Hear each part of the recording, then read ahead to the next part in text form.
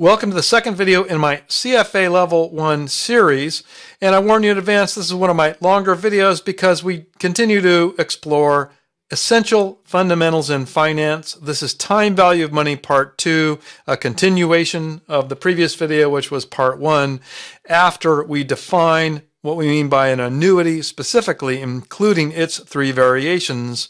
Then we'll apply that understanding of annuity to be able to compute a future value or present value using the annuity factors, which are very handy tools. They give us the future or present value of a single dollar, so they are just multipliers on any cash flow amount that is relevant to our current problem. Having established those basic formulas, then we want to be able to solve for any of the single variables as unknown if we know the others. So we want to be able to solve for rates, periods, or size of annuity payments. That is to say, for example, if our money doubles in 5 years, what is the implied growth rate? Or if we want the money to double, how many years should it take? Or if we want to fund a retirement, what's the size of those payments? So we'll apply these with two more realistic use cases, including a mortgage. We'll manually look at the question. If we wanted to buy a house, the price is $125,000. We put 20% down. We're borrowing $100,000. We'll apply these to understand specifically how we figure out what the monthly principal and interest payments are on that loan. After all, that's an annuity problem. And then a little more difficult example, but very interesting, a retirement plan. This is the hypothetical of Jill Grant. She knows she wants to retire at age 63. She has her retirement objectives in mind and wants to answer the question when she goes into the period of her life where she's saving the most, how much does she need to save each year in order to fund that future retirement goal? That's a fun problem because it takes three conceptual steps that applies much of what we establish here. So I look forward to discussing these concepts.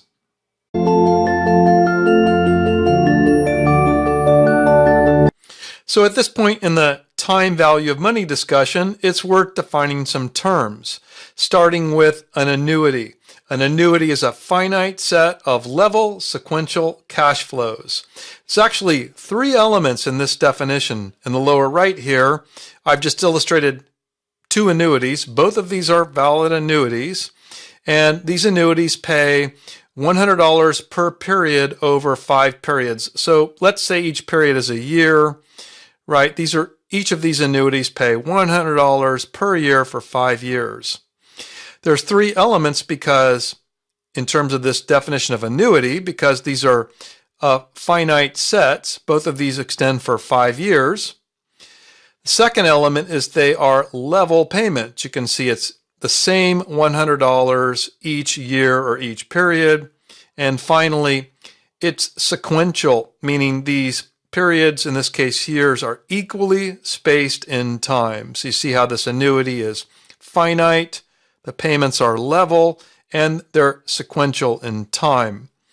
There's a difference between these two, however, in that this first one here is an ordinary annuity. I think that's the one that I work on more often, or seems to be more of a default. And this really goes to the question of when do we start with the annuity? When's the first cash flow? In an ordinary annuity, we wait one period, or you could say till the end of the current period, to receive that first cash flow. So again, if these are years, we usually refer today as time zero. So let's just pretend that today is January 1st, 2019. I'm going back in time a little bit, but New Year's Day, 2019. And the periods are annual periods. In an ordinary annuity, that first $100, we would wait until the end of the period, or we would wait a full year to January 1st, 2020. In an annuity due, we receive the first cash flow immediately on January 1st, 2019. So an annuity due starts immediately. The first cash flow you can see is indexed at time equals 0.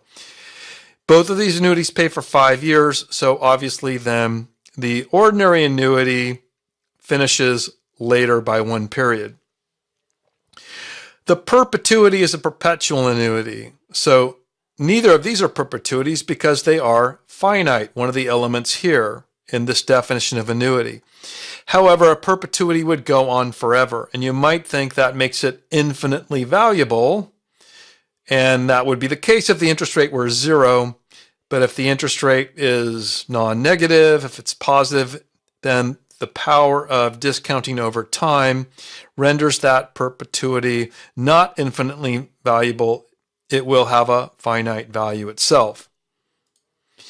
So we start with the future value of an ordinary annuity, and that's given by this expression here, where in the square brackets we have this formula is the reduction of that series, and it's called the future value annuity factor.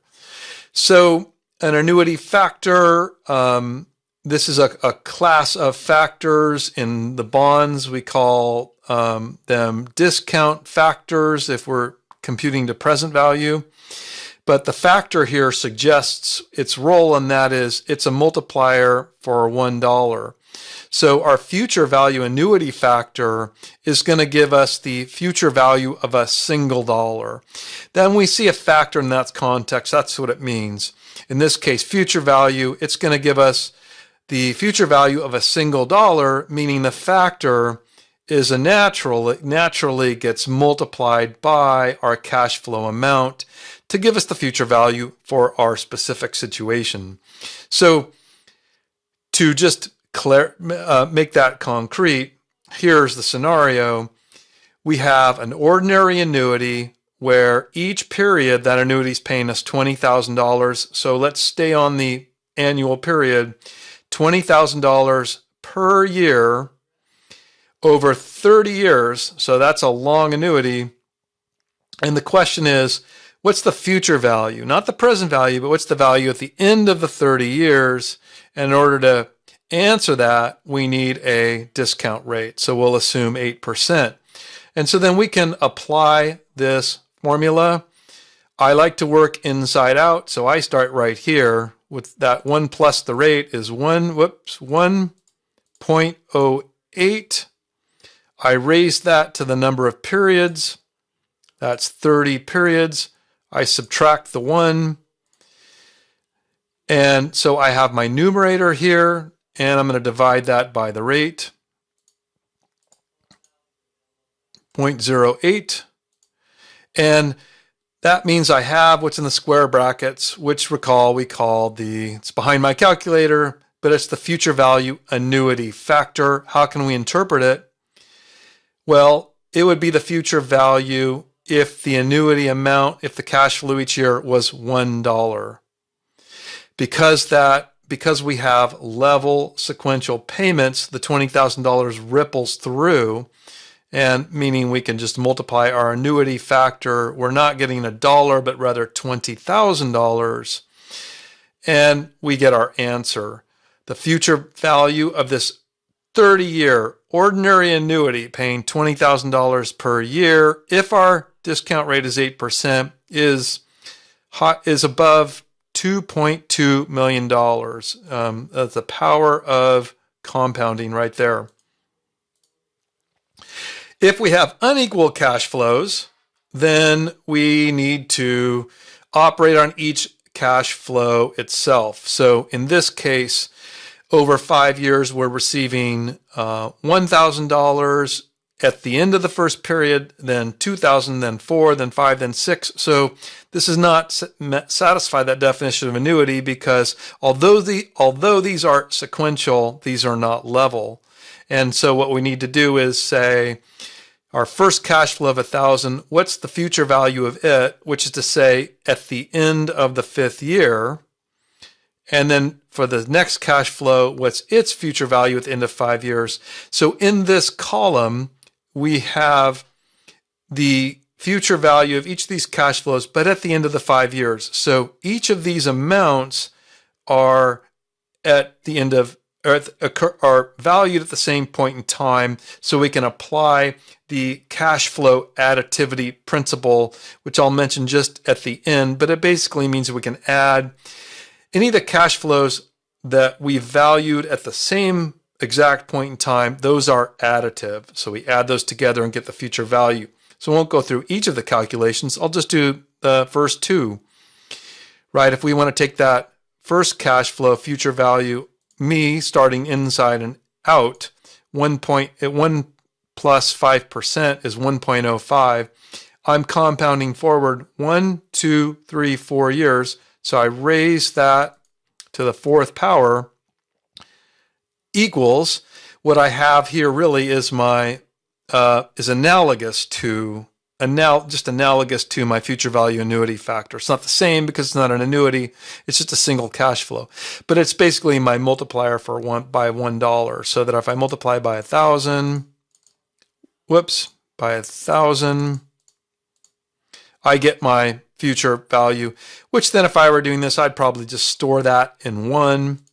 So then I go to my next cash flow, 1.05, gets compounded forward, raised to the power.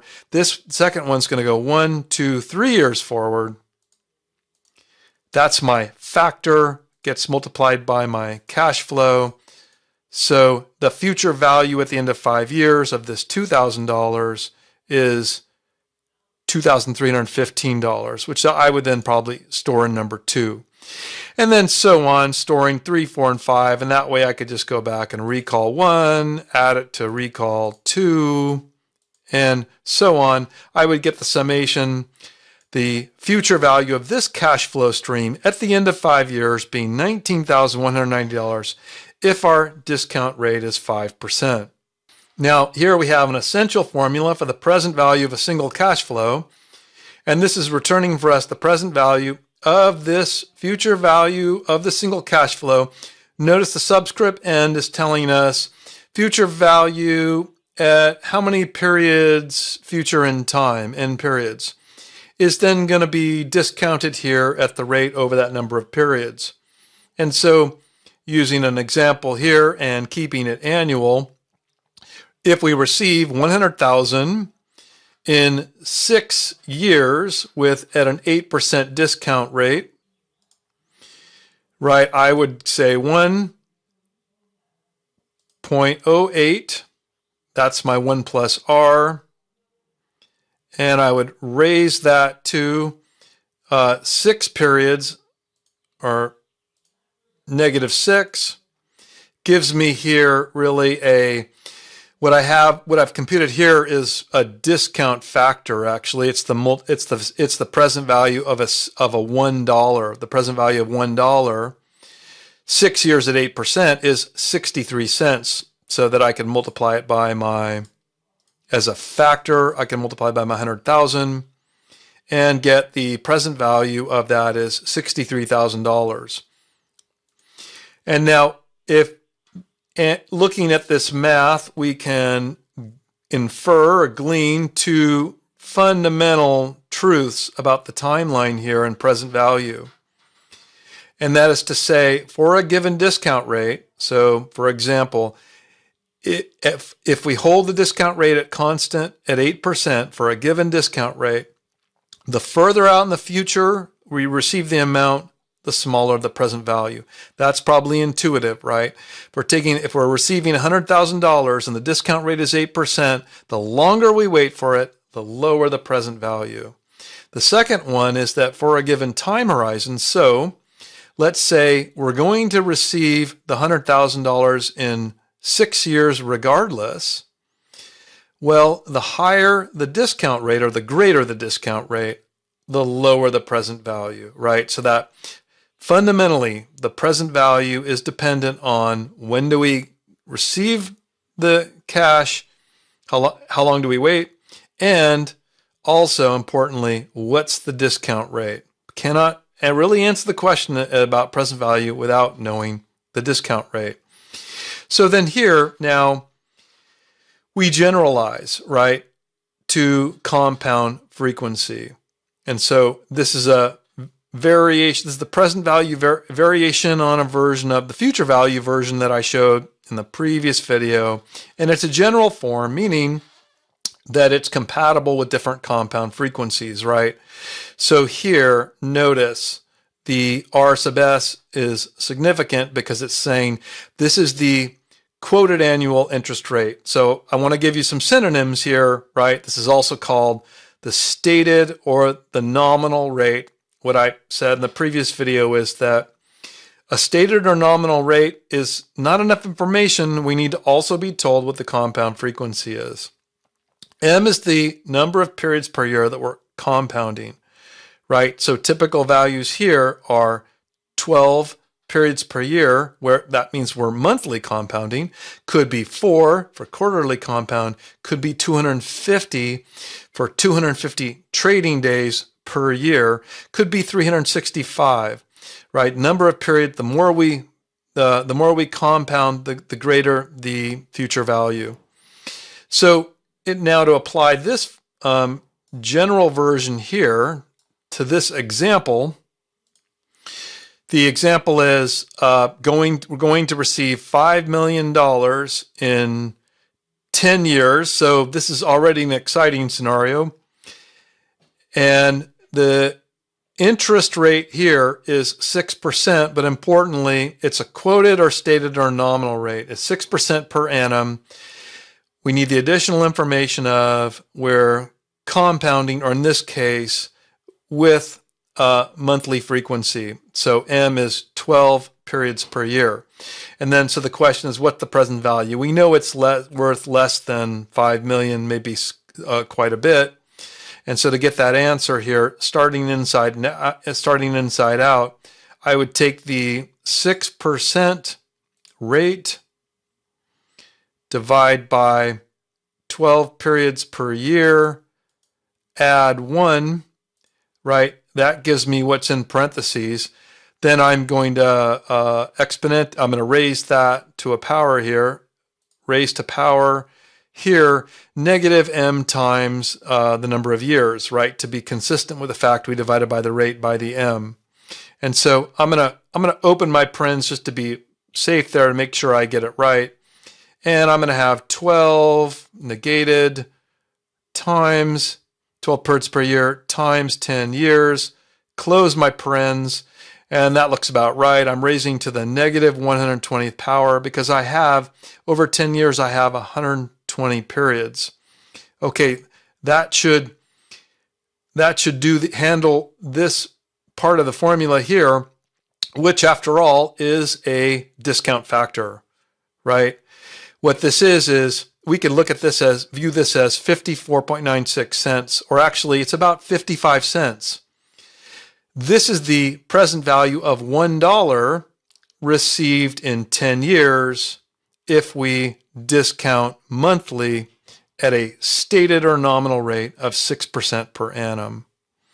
So that means I can multiply it by the future value. It's a discount factor. I can multiply it by the cash flow, and I get the present value. In this case, it's over 2.7 million. So not bad, but you can see the sort of eroding effect of discounting over long periods of time. We're not too surprised to see this in the neighborhood of half the value on a present value basis.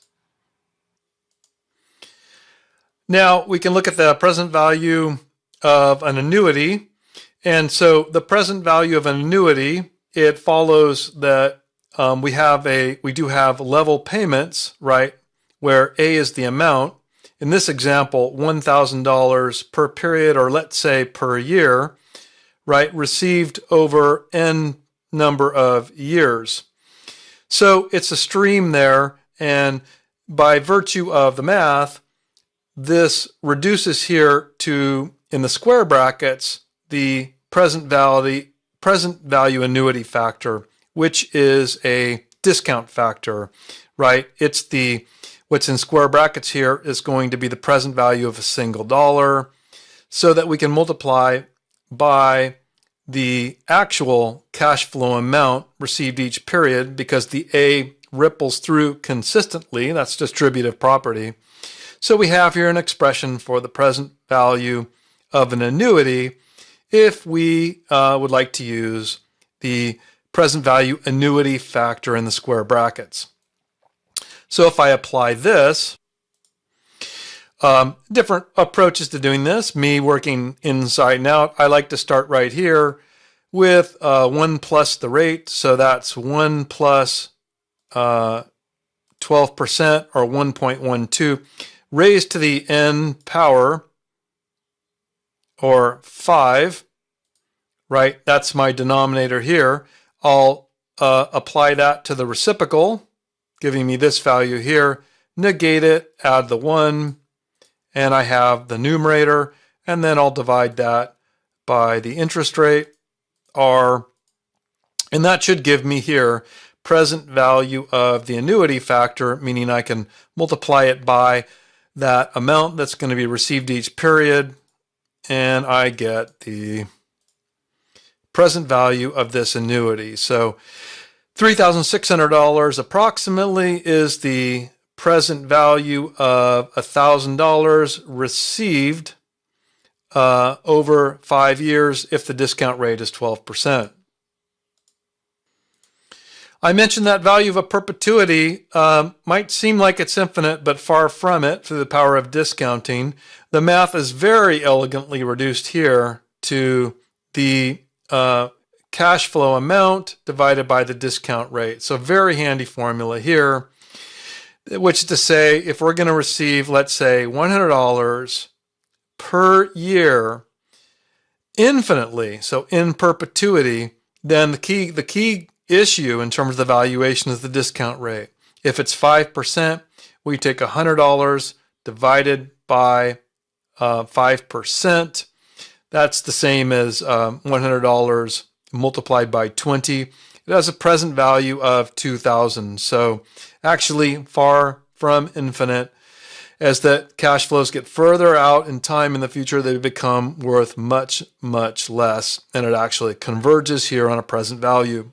So here then we have a variation on that combines a couple of these elements. And this is part of the idea we need to get comfortable with translating future values to present values and vice versa. But in this case, the situation is that we're going to receive a perpetuity, but the perpetuity of $100 per year, but it doesn't start until year 5. So you can see here's the amount. I've tried to diagram it right here, $100, and this indicates going on in perpetuity, but we don't start for 5 years. How do we get the present value of that? Well, it's a two-step process, right? We can go here and value this perpetuity as of time, year 4, right? When we value that perpetuity, it's this. If this were starting in time 1, we would be present valuing it for time 0. So we've just shifted forward in time, valuing the perpetuity that starts in year 5, valuing it in terms of its present value 1 period prior, or year 4. So the value of this perpetuity in year 4, in other words, its present value, but in year 4 is $2,000, and then that's a lump sum that we can then present value to today or time 0.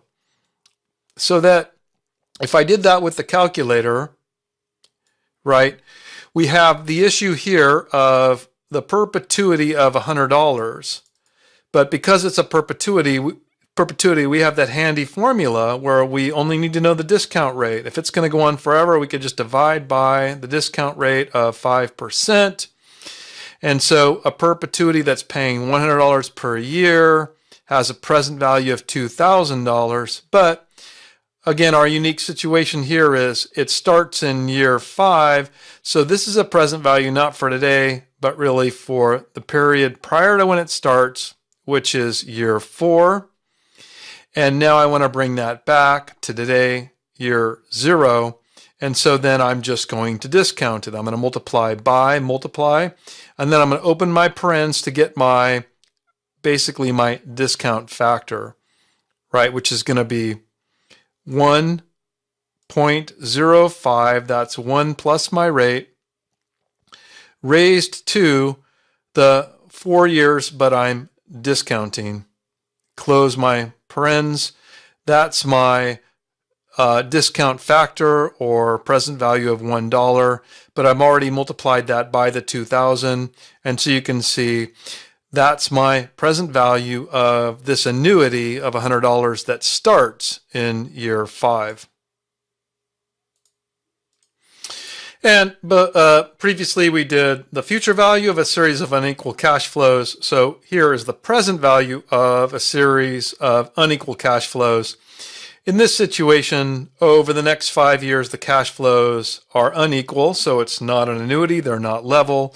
And the cash flow amounts are 1,000, 2,000, 4,000, 5,000, 6,000. And then the question is, what's the present value? The cash flow additivity principle means that we can take each of these cash flows, compute their present value, and add them up to get our current present value. So again, it won't do all 5 of those, but if I want to start here with the first one, this is the first cash flow received in a year that only needs to be discounted 1 year. So I do 1.05. I raise that to the 1 year power, but I'm discounting, so I negate it. That gives me my discount factor, multiply it by 1,000, and that's the present value of that first cash flow of 1,000 received in 1 year. And the way I do that, I'd probably store that to 1 and then go right to my next one. And that's going to be in 2 years. So at 5%, I raise to power. That's in 2 years, but I'm discounting, not compounding forward. So I negate it, gives me my discount factor, multiply that by the cash flow, gives me my present value. And I would probably store that in number 2. And so on, storing them in all 5. Then I can add all 5 together and get the present value of $15,000. The next learning objective asks us to be able to solve for rates, number of periods, or size of annuity payments. And so this really amounts to being able to rearrange that basic formula to solve for the variable that we're looking for. So I don't know about you, but I'm not prone to memorizing these. I just prefer to be able comfortably to rearrange the formula to get the variable that I want. So here's the formula that solves for the interest rate or the implied growth rate. And it follows directly from that basic formula. So I'm going to just use my pen here, right?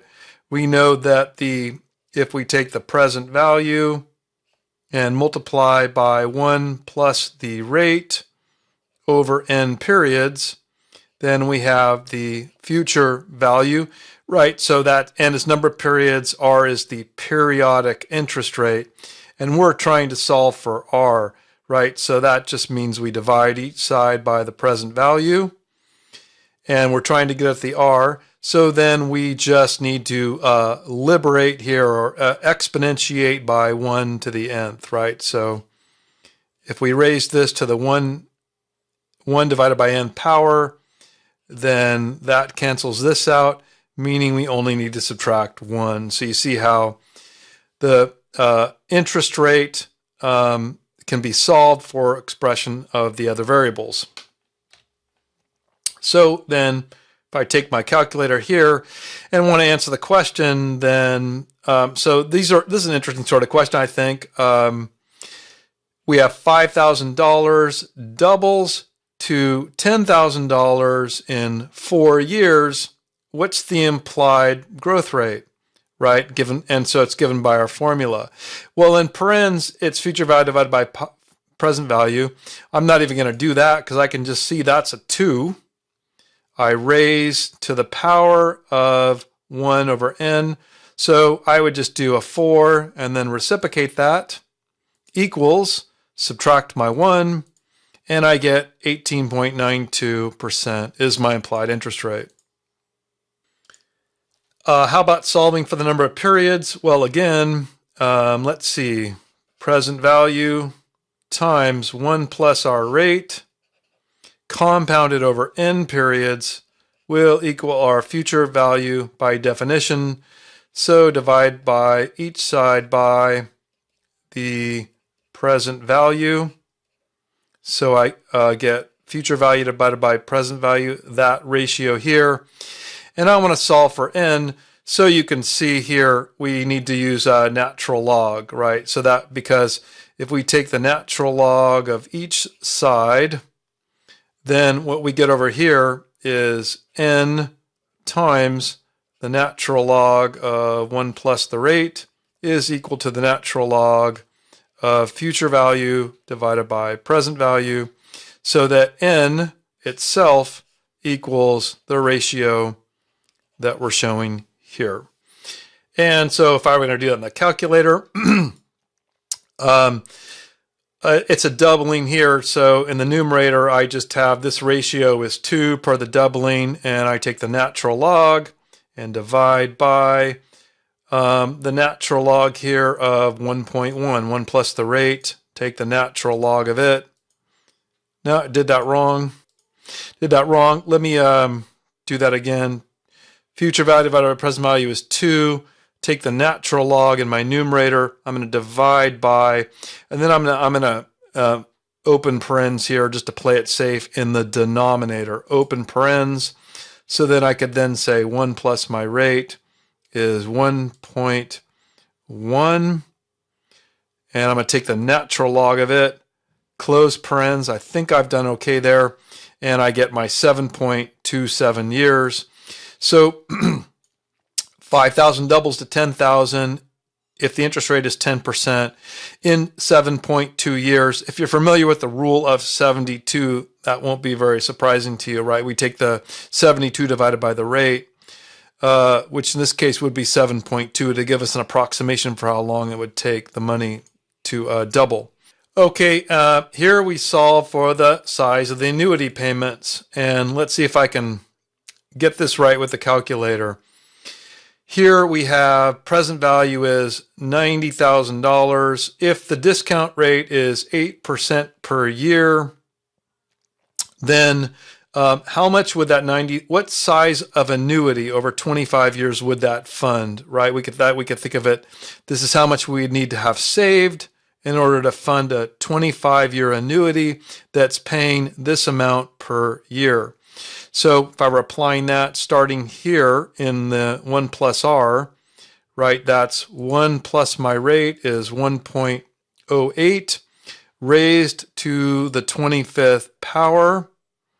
So I have my denominator there. I'm going to reciprocate that, or take the reciprocal of that. I think reciprocate's a word, right? That gives me this. I negate it so I can have it subtracted from 1. Gives me this numerator that's part of a denominator here. Divide that by my rate of 0.08. And that should give me here what's in the denominator, which is a present value annuity factor. It's in the denominator, so I'm going to reciprocate it and multiply it by my present value, 90,000. And okay, I did do it okay there. I got it right. I can fund with $90,000 at a discount rate of 8%. I can fund a 25-year annuity in the amount of $8,431. Okay, so now we get a chance to apply this to a mortgage, right? We're solving for the size of an annuity payment, but the specific situation is we're purchasing a $125,000 house by making a $25,000 down payment. That's a 20% down, meaning the loan amount is $100,000. So that's the present value. And so we're borrowing that as a loan with a 30-year fixed rate mortgage of 5% per annum. And so that as a mortgage, that means the compound frequency is monthly. M is 12 months per year. And so we're solving here for the annuity factor, the monthly payment, at least in terms of principal and interest. Okay, so I can apply this formula here, which has in the denominator the present value of the annuity factor. Now, This formula here assumes periodic interest rate and number of periods, right? Our interest rate is 5% per annum, and it's a 30-year mortgage. However, our period is monthly, right? We're really doing a monthly payments, and we're really doing implicitly monthly discounting. So what I'm going to do here is take my 5% and divide by 12 to get my periodic interest rate, right? That's the 5% divided by 12, or interest rate per month. And you can see this on the display here. It's a little bit round. It's rounded off here because this is really 42 basis points, or that's even rounded, I think. It's about 42 basis points. And I'm going to store that in number 1. And then I'm just going to go execute on this formula here, right? 1 plus my rate. I'm going to raise that to the number of periods, which is 30 years times 12, or 360 months. And I have here this denominator, which I'm then going to reciprocate, take the reciprocal of, and I'm going to subtract it from 1 by negating, adding the 1, so that I have this numerator here in the PV annuity factor. I'm going to divide that by my rate, which is recall 1, and I should have here the PV annuity factor. So I'm going to take the reciprocal of it and multiply by the loan amount of 100,000, and I get my monthly payment of $536.82. Okay, so on this page then, I'm not going to go through the calculations, but rather just highlight the concept and our need to be comfortable with the cash flow additivity principle. And so here's the setup. This is directly from the CFA curriculum, although it's my own spreadsheet built for that scenario. So Jill Grant is 22 years old at time 0, right? Here's our timeline. Here she is at 22 and is planning for her retirement at age 63, which is right here. So that's T plus 41 years, where today is T0. She's going to start her retirement right here. She is able to save $2,000 per year for the next 15 years, right? So I have that as a negative 2,000, just from Jill's perspective, cash outflow going to savings. And obviously this timeline has gaps here. 1 year, 2 year, saving 2,000, saving 2,000. Skipping here all those years to year 15, saving that final 2,000 when she is now 37 years old. A long way from retirement still. And then she is, her question is, she wants to know, she wants to have retirement income of $100,000 per year for 20 years, starting when she retires. So here's the 2,000 finished at T plus 15 when she's 37. She's then wants to know how much she's going to save between this T plus 15 until when she retires at T plus 41 when she's 63.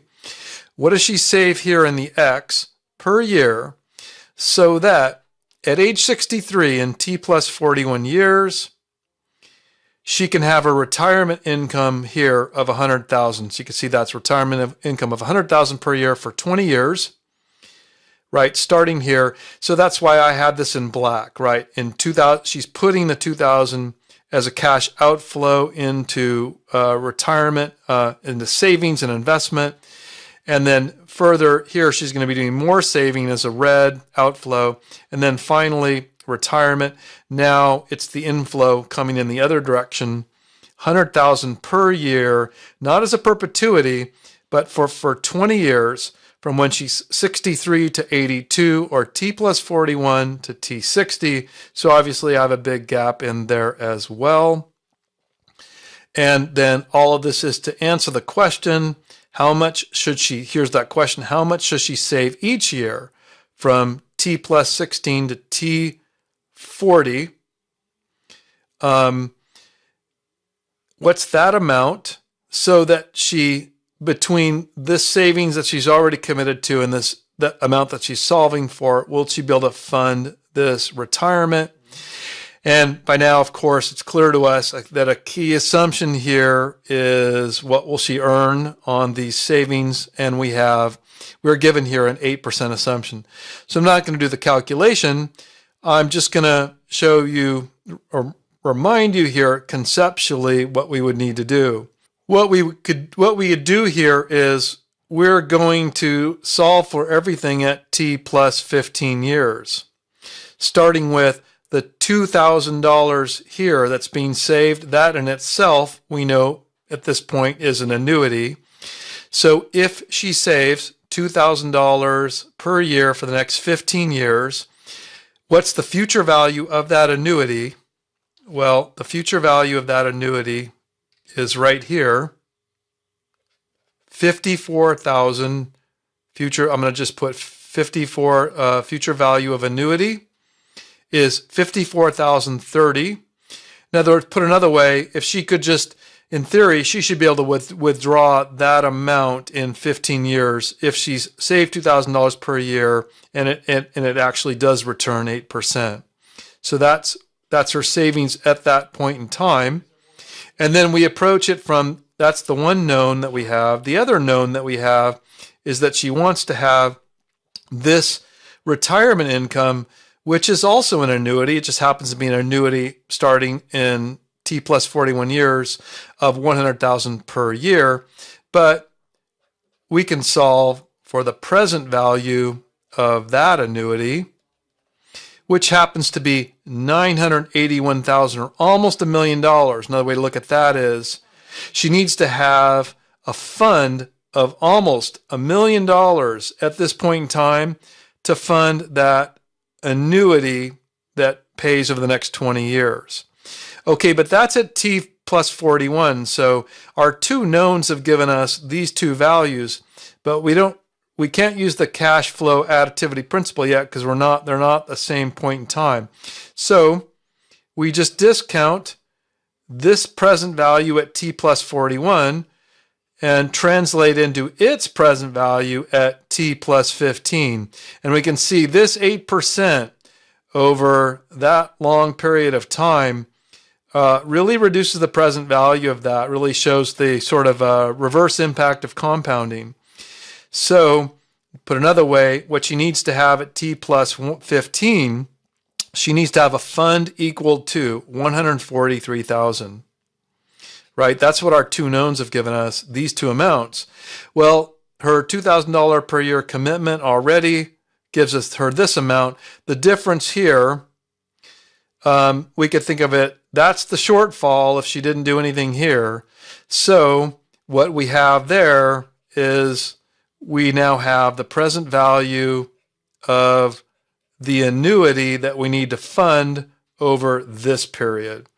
And so if we apply that math, we'll find that if she needs to have an $89,000 at T plus 15, in addition to the 54 that she would have saved, she needs to, in this period from T plus 16 to T plus 40, she needs to save $8,343 per year.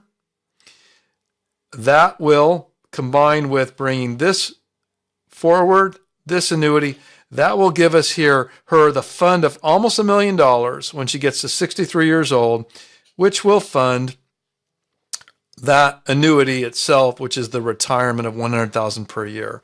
So that's the concept of, that's the three conceptual steps of working through that, but then the solution to them is all part of that same bag of tricks of solving for either the present value or the future value of an annuity. And then we're almost done. The next point here is just about the present and future value equivalence. I just view this as another way of looking at that cash flow additivity principle, but the idea here is we have 5 years, cash flow $1,000 per year. If we do that present value of it at a 5% discount rate, the present value is $4,329. So this lump sum amount here, excuse me, can generate this annuity. And this annuity is equivalent to, if we do a future value, this amount here. And then the lump sum here, this present value, can be considered equivalent to this future value. In other words, both the present value and the future value are equivalently fund or are funded by the same set of cash flows. So that probably shouldn't surprise us too much to see that that means that the 4329.48, right, if we multiplied it by, if we compounded it forward at 5% over the 5 years, would equal the future value, right? So that's the statement there. The lump sum present value can be considered equivalent to the future value. And then just finally, that cash flow additivity principle, which has implicitly been implicitly supported several of our assumptional steps along the way. Amounts of money indexed at the same point of time are additive. So if we have two different cash flow streams, let's say A pays $100 in 1 year and in 2 years, B pays $200 in 1 year and 2 years. So this is a 2-year annuity. This is a 2-year annuity. This one's just twice as much. The idea is that we could take the future value of this annuity and add it to the future value of this annuity, and we necessarily get the future value of this annuity, which is just an annuity of $300, which adds each of the cash flows indexed at the same point of time. So that's cash flow additivity. And that's a long video, 45 minutes, one of my longer on these basic principles, but I hope that was helpful in terms of time value money part 2. Certainly if it was helpful, don't forget to subscribe to the channel if you already haven't done that by now. Thank you.